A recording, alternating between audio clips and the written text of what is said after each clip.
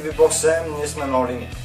Днес ще поговорим върху малко по-деликатна тема, но преди това ще започнем с един коментар на Стефчо.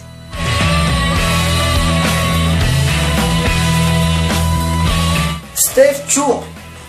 Трябва да те разочароваме, като ти кажем, че не сме клони. Нито дръвчета, нито мизухарчета, нито кукичита. Темата, по която ще поговорим днес, е развитието в спорта на подрастващото поколение.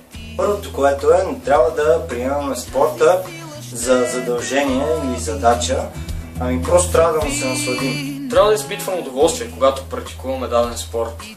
За мен лично и за него също, спортът е начин на живот. Никога не сме го възприемали като задължение. Докато другите тинейджери го възприемат като задължения и не могат да му се насладат. Те предпочитат да се напият или да се напушат и да отидат да танцуват с някоя готина мацка в някоя дискотека и да правят други работи, с които сега няма да коментираме. Не може и без тези неща, но също така трябва да присъства и спортът в нашето ежедневие. Ако не сте открили точния спорт, никога не се отказвате от търсенето.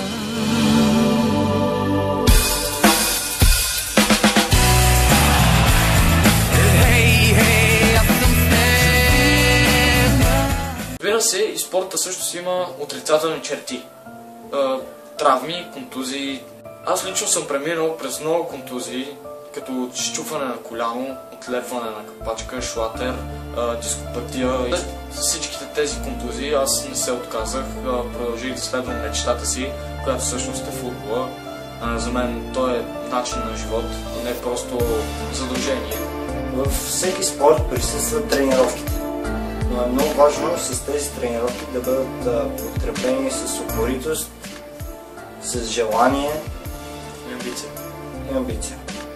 Един от голямите проблеми също така е мързане. Голяма част от децата на нашата възраст вече ги мързи да си излезнат от входа, да отидат до другия вход и да извикат даден приятел и да излезнат да се забавляват навън. По-голямата част предпочита да си седи вкъщи и да бездейства на компютъра, което е много вреден навик.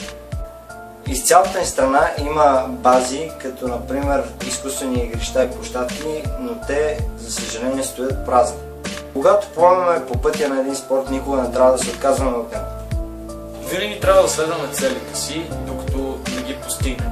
Да постигнем мечтата си, а няма нещо по-хубаво от това. Чрез този клип не целим да постигнем някаква известност, а просто се опитваме да променим мисленето и мнението за спорта на повечето деца. Подрастващи деца. Надявам се повече хора да се замислят на този клип и ако смятате, че сме прави, покажете ни на някой приятел, който е в нужда и всъщност няма някаква определена цел и се занимава с глупости като пиене, пушене, ходене по дискотеки и нон-стоп пред компютъра. Покажете му, че спортът е начин на живота, а не просто задължение.